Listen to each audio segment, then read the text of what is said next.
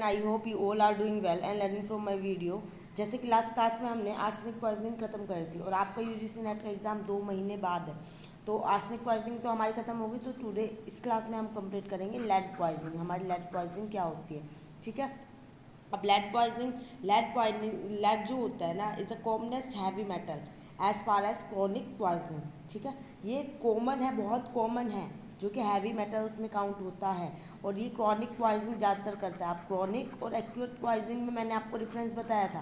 Chronic poisoning हमारा वो होता है जिसमें क्या नाम है, पर्सन कंटिन्यूसली किसी भी मेटेलिक जो सब्सटेंस है उसके कांटेक्ट में आता है, या कोई भी मतलब चीज़ होती है या कोई भी जो हमारी बॉडी को इफेक्ट डाल सकते हैं उसके कंटिन्यूसली कांटेक्ट में आने से हमारी क्रॉनिक पॉइजनिंग होती है, ठीक है। तो लेड जो होता है अपना, जिस लेड का जो कलर होता है वो हमारा steel grey metal, lead is a steel grey metal होता है, स्टील ग्रे मेटल। कई बार ये एग्जाम में कलर भी पूछ लिया जाता है। ग्रे मेटल है ये हमारा। Metallic lead and all its salt are poison. जितने भी जो मेटेलिक लेड है एंड इसके जितने भी सोल्ट्स हैं वो सारे के सारे हमारे पॉइजनस होते हैं, जो कि एब्जॉर्ब हो जाता है। कहाँ से एब्जॉर्ब होता है? जो हमारा जीआईटी ट्रैक होता है उसमें होता है। देन वो सोल्यूबल हो जाता है। कहाँ पे सोल्यूबल होगा? हमारा जो हमारा गैस्ट्रिक जूस होता है उसके अंदर ये सोल्यूबल हो जाता है, गैस्ट्रिक जूस के अंदर। देन इसके जो लेड होता है ना, आइसोलेट होता है किसके फॉर्म में? लेड सल्फाइड के फॉर्म में। लेड सल्फाइड की फॉर्म में ये हमारी बॉडी में आइसोलेट हो जाता है, ठीक है। जो हमारा लेड सोल्ट होता है, जो हमारे लेड सोल्ट्स हैं वो हमारे कुछ कॉमन है। पहला हमारा आ जाता है लेड एसीटेट, जिसको हम एक कॉमन नेम है, इसका कॉमन नेम आपके लिए बहुत ज़रूरी है, सफ़ेदू। सफ़ेदू के नाम से जिसे हम जानते हैं वो हमारा लेड एसीटेट होता है। देन हमारा आता है लेड कार्बोनेट। इसका जो कॉमन नेम है हमारा वाइट क्रिस्टल, इसको वाइट क्रिस्टल के नाम से जानते हैं, ठीक है। वाइट क्रिस्टल की फॉर्म में होता है, जैसे हमारा सोल्ट होता है वैसे ही ये होता है। देन हमारा आता है lead carbonate.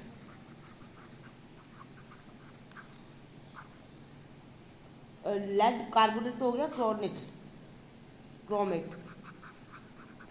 Lead chromate. Lead chromate जो होता है हमारा ब्राइट येलो कलर का होता है, ठीक है तो ये भी क्रिस्टल की फॉर्म है, पर bright yellowish colour powder form में आपको ये देखने को मिल जाता है, ठीक है। देन हमारा आता है लेड मोनोऑक्साइड।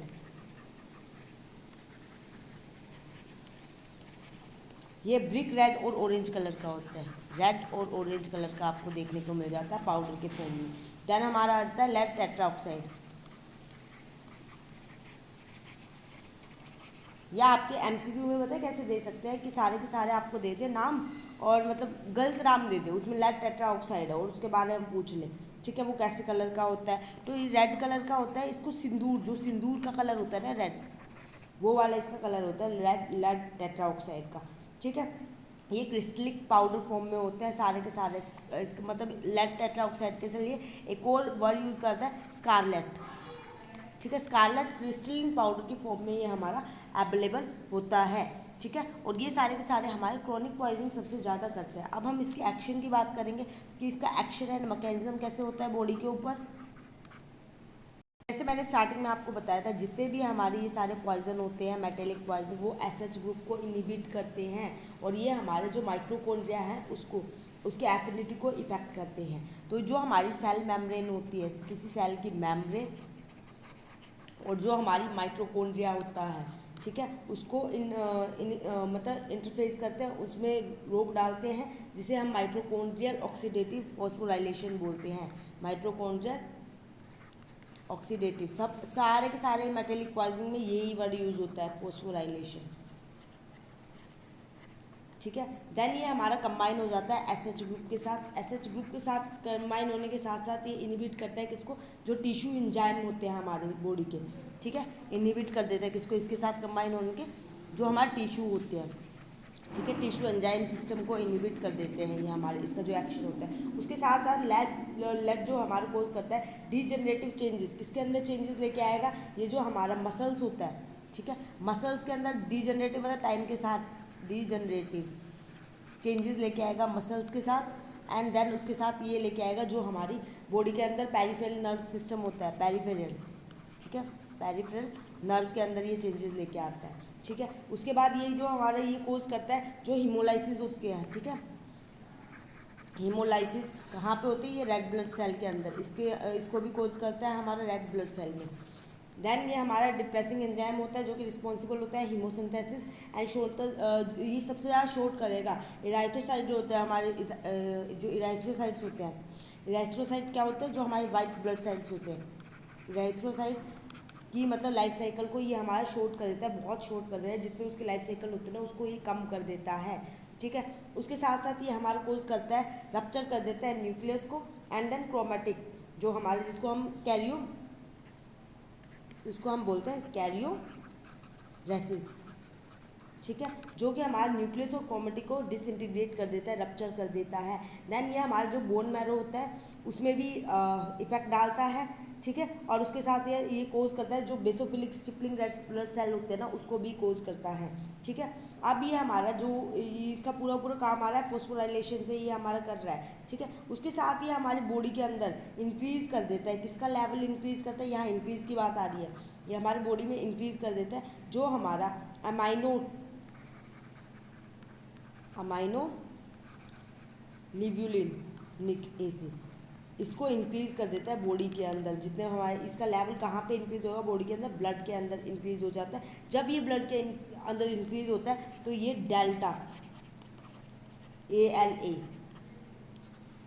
हाइड्रेटेज को मतलब उसको इफेक्ट डालता है, उसको इनिबिट कर देता है। जैसे ये ब्लड में इंक्रीज होगा तो इसकी प्रोसीजर को ये स्टॉप कर देगा, इसको इनिबिट कर देता है। देन हमारी अब इसका ये एक्शन आपको हो गया क्या क्या कर रहा है। देन हम इसकी बात करते हैं एब्जॉर्प्शन। ठीक है, बॉडी के अंदर ये एब्जॉर्प्शन इसका कैसे हो रहा है। ठीक है, तो लेड जो होता है आपको पता है कोई भी पॉइजन हो GIT ट्रैक से जा रहा है, DIT ट्रैक के साथ वो स्किन में, एंड वो जो रेस्पिरेटरी ट्रैक होता है हमारा, जहाँ से हम रेस्पिरेटरी ट्रैक होता है वहाँ पे ये इफेक्ट करता है। देन ये रेस्पिरेटरी ट्रैक के साथ साथ जो हमारी यहाँ पे सारे के सारे आपने जो खेल देखा है ब्लड का देखा है, तो ब्लड के अंदर चल जाता है, ब्लड में फिर बॉडी के अंदर पूरा एब्जॉर्ब हो जाता है। ठीक है, अब इसका डिस्ट्रीब्यूशन कैसे होगा? एब्जॉर्प्शन तो हो गया, डिस्ट्रीब्यूशन बॉडी के अंदर कैसे होता है? देन इसके अंदर क्या होता है, जो क्रॉनिक पॉइजनिंग होती है वो पूरी पूरी क्रॉनिक है, अब रेगुलरली कॉन्टैक्ट में आने से हुआ है तो इसके अंदर डिपॉजिट हो जाता है बोन के अंदर। सबसे ज़्यादा ये आपको बोन के अंदर देखने को मिलता है 90%। ठीक है, देन जो 10% जो बचा हुआ होता है वो लीवर, किडनी और हमारा स्क्रीन के अंदर होता है। ठीक है, ये इसका डिस्ट्रीब्यूशन हो जाता है। अब इसकी बात आती है एक्सक्रीशन की। कोई भी चीज़ एक बार आपने एब्जॉर्ब की या डिस्ट्रीब्यूशन हो गया तो अब उसको बाहर भी तो निकालना है, तो ये 70% जो होता है हमारा यूरिन के थ्रू आउट हो जाता है बॉडी से। देन हमारा रेस्ट जो बचा हुआ होता है फिकल हो गया, हेयर, नेल, स्वेट, जितनी हमारी बॉडी के अंदर ये बाहर निकलने की चीज़ें होती है, जैसे दारू, अल्कोहल होता है, अल्कोहल भी तो एक्सक्रीट होता है, स्वेटिंग से होता है हमारा। ठीक है, सांसों ब्रीथ से होता है, बट ये ब्रीथ से नहीं होता, यहाँ पे ब्रीथ एक्सेप्शन है। ठीक है, ब्रीथ को हम काउंट करेंगे ही नहीं। एग्जाम में ऐसे ही चीज़ें पूछी जाएंगी बहुत कंफ्यूजिंग करके। ठीक है, अब हमारा साइन एंड सिम्टम इसकी कहाँ कहाँ देखने को है? अब साइन एंड सिम्टम वहीं देखने को मिलेंगे जहाँ पे क्या है आपने एब्जॉर्प्शन किया है इसका। ठीक है, साइन एंड सिम्टम में पहले तो हमारा GIT ट्रैक होता है, जो GIT ट्रैक है। ठीक है, अब किसी ने लेड सॉल्ट को कंज्यूम करा है तो ये एक तरह से लेड सॉल्ट को कंज्यूम करा है तो उसके माउथ में से कैसी स्मेल आएगी? मेटेलिक स्मेल आएगी। मेटेलिक स्मेल के साथ साथ उसका ना माउथ का पूरा टेस्ट ही ऐसा हो जाएगा, उसको फील ही ऐसे हो जाएगा, मेटेलिक टेस्ट उसके माउथ में फील होगा। देन उसका माउथ में मेटेलिक टेस्ट है तो जो थ्रोट होगा, थ्रोट भी ड्राई हो जाएगा। थ्रोट के ड्राई होने के बाद क्या होगा? इंटेस्टाइन थ्रस्ट, उसे बहुत ज़्यादा प्यास लगेगी, एब्डोमिनल में पेन होगा, न्यूज़िया, वॉमिटिंग, ये सारे सिम्टम उसको देखने को मिलेंगे जब GIT ट्रैक से होगा। एंड लास्ट में उसको डायरिया, दस्त लग जाएंगे। ठीक है, देन उसके साथ साथ उसके ना ऑफेंसिव स्मेल आएगी। ठीक है, माउथ से तो आ रही है, उसके साथ साथ वो जो डायरिया उसको दस्त लगे हैं उसमें से इसकी ऑफेंसिव स्मेल देखने को मिल जाती है, अजीब सी स्मेल आपको यहाँ पे देखने को मिलेगी। ठीक है, इसके बाद हमारा सेंट्रल वस्कुलर सिस्टम जो CVS होता है, इसके अंदर जो सर्कुलेटरी हमारा कोलैप्स हो जाता है, पेरिफेरल सर्कुलेटरी कोलैप्स हो जाता है। CNS की अगर हम बात करेंगे, यहाँ पे आपको हेडेक देखने को मिल सकता है पर्सन के। हेडेक के साथ साथ उसको क्या नाम है, बहुत सारे, इंसोम्निया हो गया, डिप्रेशन हो गया, कोमा हो गया, कन्वर्जन, डेथ, ये सारे के सारे CNS में एक तरह से नार्कोटिक स्टेज आ जाती है ना। देन हमारा कोज ऑफ डेथ यहाँ पे क्या होता है? ज़्यादातर लोग कब मरते हैं? क्रॉनिक है, हमें पता चल गया तो हम उसको ट्रीट कर सकते हैं। जब कोई पर्सन एक्यूटिक, ठीक है, एक्यूट फॉर्म में इसको ले लेता है तो उसको कोज ऑफ डेथ देखने को मिल जाती है। ठीक है, और कोज ऑफ डेथ में हाइपो जो हमारा होता है हेप्टो रीनल फेलियर आपको देखने को मिल जाता है। इंसेफ्लोपैथी आपने देखी है, आपने 12th क्लास में ही पढ़ी होगी। किसी का हाथ पैर एक मोटा हो जाता है, सूज जाता है। रेस्पिरेटरी फेलियर आपको देखने को मिल जाता है। ये आपको एक्यूटिक फॉर्म में अगर कोई पर्सन ले लेता है तो ये सारी चीज़ें आपको देखने को मिल जाती है। अब इसके अगर मैं फैटल डोज की बात करूँगी और पीरियड की, ठीक है, फैटल डोज इसके अंदर होते हैं 20 ग्राम, ठीक है, लेड एसीटेट की बात कर रही हूँ। और फैटल पीरियड कितना हो जाएगा, ये वही सब में होता है 24 से लेकर 48 घंटे, ठीक है, 1 से लेकर मतलब 2 दिन के अंदर। आप ट्रीटमेंट सबके अंदर ट्रीटमेंट यही होता है, गैस्ट्रिक लेवल्स दे देते हैं, यूनिवर्सल वो दे देते हैं, ईडीटी हो गया, तो हम इसके भी ट्रीटमेंट्स लिख लेते हैं कि कोई कोई अलग हो जाते हैं, ठीक है, किसी किसी में थोड़ा सा डिफरेंट होता है। अब गैस्ट्रिक लेवल्स मैंने आपको इसकी पूरी वीडियो बना रखी है कि पाइप वगैरह से गैस्ट्रिक लेवल्स हम जो स्टमक में चीज़ होती है उसको निकालते हैं, बट इसके अंदर हम मैग्नीशियम सल्फेट का यूज़ करते हैं गैस्ट्रिक लेवल्स के लिए, ठीक है। इसके साथ साथ हम ईडीटी देते हैं पर्सन को। देन हम क्या है डिमल्सेंट क्या होता है, ये हमारा बॉडी में क्या कैस्टर ऑयल और मिल्क को जो यूज़ करते हैं ना, कैस्टर ऑयल और ऑयल होता है और मिल्क, उसको यूज़ करते हैं डिमल्सेंट के अंदर, ठीक है। देन हम हीमोडायलिसिस करते हैं और हम साथ में हर पॉइजन के साथ हम सिम्प्टोमेटिक ट्रीटमेंट भी करते हैं, ठीक है। देन हम आते हैं पोस्टमार्टम अपेयरेंस पे। अब ये तो बहुत ज़्यादा इंपॉर्टेंट है, एज अ फोरेंसिक आप पढ़ रहे हो तो आपको पोस्टमार्टम अपेयरेंस पता होना चाहिए। तो पीएम के अंदर हम देखते हैं म्यूकस जो होता है ना, उसके गैस्ट्रिक ट्रैक्ट में थिकनेस आपको देखने को मिला है, थिक लेयर मिल जाते हैं जली हुई। अब मेटालिक पॉइजन लिया है तो थिक लेयर है, उसके साथ जला हुआ थोड़ा सा दिख जाता है। इंटरनल ऑर्गन जो होते हैं, जितने भी बॉडी के ऑर्गन होते हैं वो कंजस्टेड हो जाते हैं, ठीक है। ब्रेन भी कंजस्टेड हो जाता है और जितने छोटे छोटे ऑर्गन आप एडिमेटोसिस उसके अंदर देखने को मिल जाती है। ग्रेइश वाइट डिपोजिशन आपको कहाँ देखा, जो जीआईटी म्यूकस की लाइन होती है ना जो हमारी बॉडी के अंदर, वहाँ पे ग्रे कलर का ग्रेइश वाइट आपको कलर देखने को मिल जाता है, उसका कलर चेंज हो जाता है, ठीक है। तो ये सारे के सारे हमारे इसके अंदर देखे जाते हैं, जो हमारे इसके अंदर मतलब हमारा ट्रीटमेंट ऐसे होता है, पोस्टमार्टम चेंजेस आपको ये सब देखने को मिलते हैं। अब साइन एंड सिम्टम अगर हम क्रोनिक पॉइजनिंग की कहेंगे तो इसमें बहुत सारी हमारी आ जाती है, ठीक है। अब साइन एंड सिम्टम के साथ हमारे इसके अंदर आपको क्या क्या देखने को मिलता है पर्सन के अंदर। पहला पॉइंट आपका देखने को मिलता है उसका फेसियल, ठीक है। फेस जो होता है, फेस उसका पीला कलर का हो जाता है, पेलियर कलर का हो जाता है, पेलर, ठीक है, येलोइश उसका पर्सन का फेस देखने को मिल जाएगा जब क्रॉनिक पॉइजनिंग आ रही है, ठीक है। यहाँ हम डिस्कस कर रहे हैं क्रॉनिक पॉइजनिंग के सिम्टम, ठीक है, क्रॉनिक पॉइजनिंग। अब क्रॉनिक पॉइजनिंग है, रेगुलर ले रहा है तो पेल कलर का दिखेगा, क्योंकि बिकॉज उसकी बॉडी के अंदर हीमोग्लोबिन, रीज़न इसका है लो हीमोग्लोबिन देखने को मिलता है फेस पे लेकर। एनीमिक की कंडीशन देखने को मिल सकते हैं, अनेमिया, ठीक है, क्योंकि ये रेड ब्लड सेल को इफेक्ट आ रहा है, जिसमें क्या है डिक्रीज हो जाता है रेड सेल्स हमारी बॉडी के अंदर, जिसमें हम अगर एनीमिया में कहेंगे तो एनीमिया में कैपेटरिंग आपको देखने को मिल जाते हैं। सबसे पहले कैपेटरिंग पर्सन की देखने को मिलेगी। देन आपको इसके अंदर बेसोफिलिक स्टिपलिंग हो जाते हैं, बेसोफिलिक स्टिपलिंग जो मैंने आपको बताया है, ठीक है। ब्लू पिन हेड साइज के स्पॉट्स बन जाएंगे रेड ब्लड सेल के अंदर, अगर आप उसको देखोगे, टेस्ट करके देखोगे, ठीक है। तो ये हमारे इसके अंदर क्रॉनिक पॉइजनिंग के अंदर आपको ये सिम्टम्स देखने को मिलते हैं। दैन अगर अब मैं बात करूँगी इसके अंदर आपको लेड लाइन देखने को मिलती है, ठीक है। लेड लाइन क्या होती है, जब रेगुलर बर्टोलिन लाइन, ठीक है, बर्टोनियन लाइन क्या होती है, जो हमारी गम लाइन होती है, ठीक है। गम जो होते हैं ये पर्सन के अंदर ब्लू कलर के यहाँ पे देखने को मिलते हैं, बहुत इंपॉर्टेंट है, ब्लू कलर की गम लाइन बन जाती है पर्सन के अंदर, ठीक है। उसके साथ साथ क्या नाम है, जितने भी हमारी पॉइजनिंग होती है ना, हर एक पॉइजनिंग में सिमिलर होती है, mercury, bismuth, copper, iron, silver, इन सब में आपको ब्लू कलर की लाइन देखने को मिलती है। गम की जो लाइन होती है ब्लू कलर की शो हो जाती है, बस जो एक्यूट पॉइजनिंग है उसके अंदर देखने को नहीं मिलती, ठीक है। इसके साथ साथ लेड कोलिक हो जाता है पर्सन को। अब ये लेड कोलिक क्या है, कॉलिक की टर्म समझनी है, जिसको सेचुरिन कॉलिक बोलते हैं। इसमें क्या होता है, एब्डोमेन के अंदर पेन होता है, एब्डोमेन के अंदर पर्सन के साथ पेन होगा। देन ये ज़्यादातर केसेस में देखा जाता है 80 से 90% में, ठीक है। ये मतलब ज़्यादातर पेन जो होता है ना रात में शुरू होता है और बहुत ज़्यादा सीवियर होता है। इसके ज़्यादातर जो सिम्टम होते हैं लेट कोलिक के बहुत लेट देखे जाते हैं, बहुत ज़्यादा लेट, जब पर्सन बहुत ज़्यादा मतलब हाई लेवल पे पहुंच चुका है, ठीक है। कॉन्स्टिपेशन हो जाता है एक तरह से, ठीक है, कॉन्स्टिपेशन ड्यूरिंग पेन के टाइम पे, ठीक है। ब्रीथ के अंदर स्मेल आती है, ब्रीथिंग में भी स्मेल आती है क्योंकि मेटेलिक पॉइजनिंग है, फाउल स्मेल आती है। कौन सी स्मेल आती है यहाँ पे, ये भी बहुत इंपॉर्टेंट है। यहाँ पे फाउल स्मेल इसके अंदर ब्रीथ के अंदर आपको देखने को मिल जाती है, ठीक है। ये हमारे 4 पॉइंट हो गए। अब हमारी एक और होती है इसके अंदर लेड पाल्सी। अब लेड पाल्सी क्या होती है, इसके अंदर जो 10% केसेस होते हैं उसके अंदर ये देखने को मिलती है, नमनेस आ जाती है पर्सन के अंदर, क्रैम्प्स आ जाएंगे मसल्स के अंदर, पाल्सी के अंदर नमनेस और क्रैम्प्स देखने को मिल जाते हैं पर्सन के अंदर, ठीक है। और इसके बाद जो पर्सन के साथ होता है ना व्रिस्ट ड्रॉप हो जाती है। अब व्रिस्ट ड्रॉप क्या होती है, व्रिस्ट ड्रॉप हमारी होती है जो हाथ होता है ना पर्सन की, उसकी मसल्स है ना लूज हो जाती है तो नीचे डाउन की तरफ हाथ गिर जाता है, ठीक है। मसल्स बहुत ज़्यादा व्रिस्ट की अफेक्ट हो जाती है, मतलब वो अपने हाथ को कंट्रोल नहीं कर सकता, एक तरह से पैरालाइज की कंडीशन ही हो जाती है, ठीक है। इसमें फिर यही फुट के साथ होता है।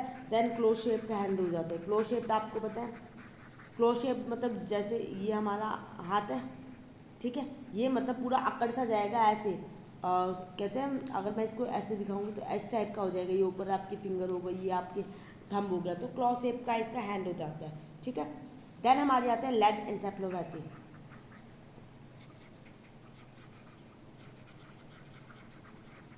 अब लेड इंसेफेलोपैथी में क्या होता है, जो हमारे टेट्राक्लाइड जो टेट्रा इथाइल लेड होता है ये ज़्यादातर उसकी वजह से होता है जो कि बच्चों के अंदर देखने को मिलता है। अगर छोटा बच्चा डायरेक्ट कॉन्टैक्ट में आ रहा है, क्रोनिक रेगुलरली आ रहा है, तो ये आपको चिल्ड्रंस के अंदर ये आपको सिम्टम देखने को मिल जाता है, ठीक है। ये सारे हमारे साइंस एंड सिम्टम हैं। अब इसको याद करने के लिए आपको मैं एक शॉर्ट ट्रिक दूंगी साइन एंड सिम्टम को, जो लेड पॉइजनिंग में आप याद कर सकते हो। ABCDEFG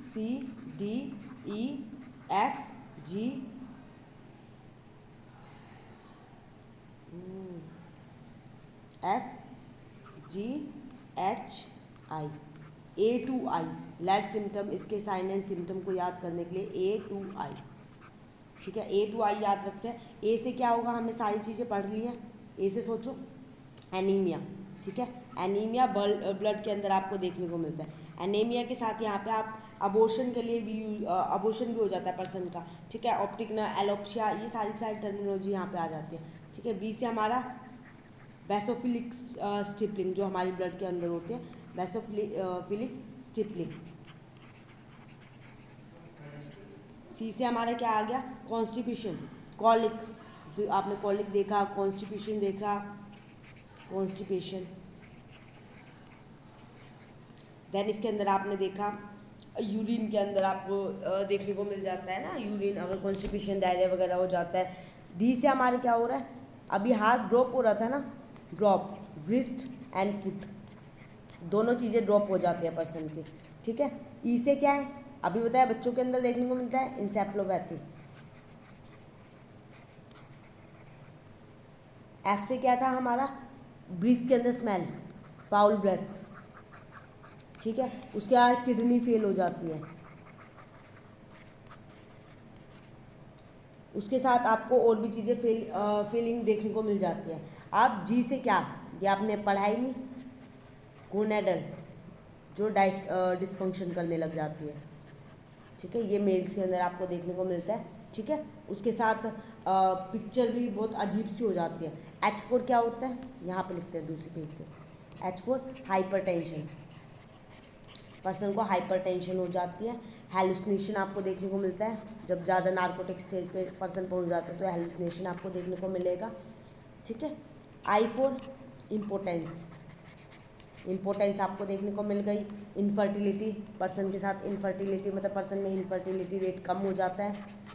अब नार्कोटिक स्टेज है इंसोम्निया,